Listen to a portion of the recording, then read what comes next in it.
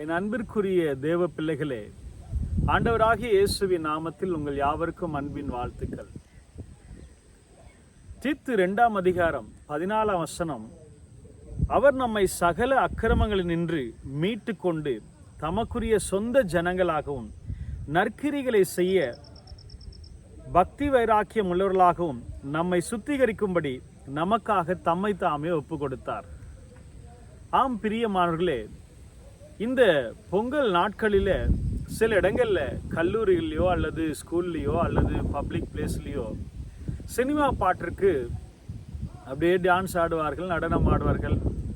அப்போது பாருங்க, கிறிஸ்தவர்களுக்கும் மற்றவர்களுக்கும் ஒரு வித்தியாசம் இல்லாத அளவுக்கு இன்னைக்கு உலகத்தான் போகிற போக்கிலேயே கிறிஸ்தவம் போய்கொண்டிருக்கிறது.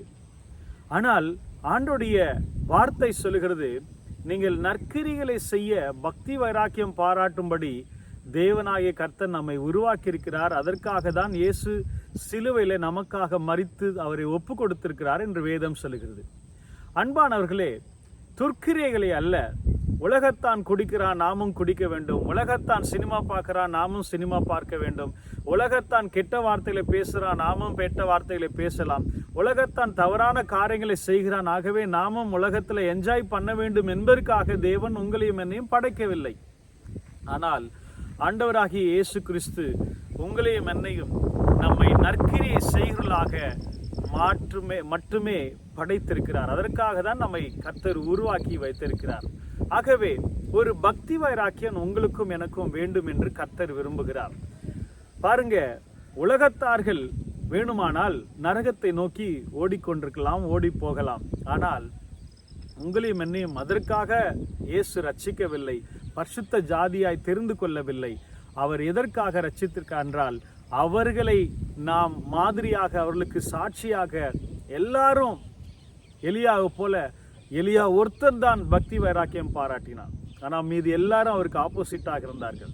அது போல ஒரு சூழ்நிலை நமக்கு வந்தாலும் ஆண்டவராக இயேசுடைய நாமத்துக்காக நாம் அவருடைய நாமத்தை மகிமைப்படுத்துகிற பிள்ளைகளாய், சாட்சிகளாய், எல்லாவற்றிலும் உண்மையுள்ளவர்களாக, நல் நடக்கையுள்ளவர்களாக, நற்சாட்சி பெற்றவர்களாக, பரிசுத்தம் உள்ளவர்களாக நம்மை நாமே தேவனுக்கென்று அர்ப்பணிப்போம், ஒப்பு கொடுப்போம்.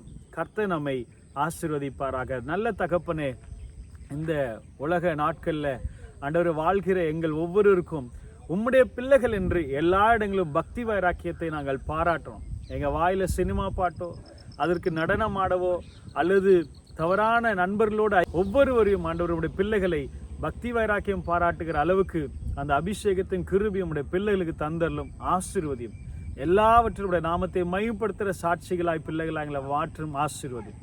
நீரே பெரிய காரணம் செய்யும். மகிமை துதி கனம் உமக்கே உண்டாவதாக. இயேசுவின் நாமத்தில் ஜெபிக்கிறோம் நல்ல பிதாவே. ஆமேன், ஆமேன்.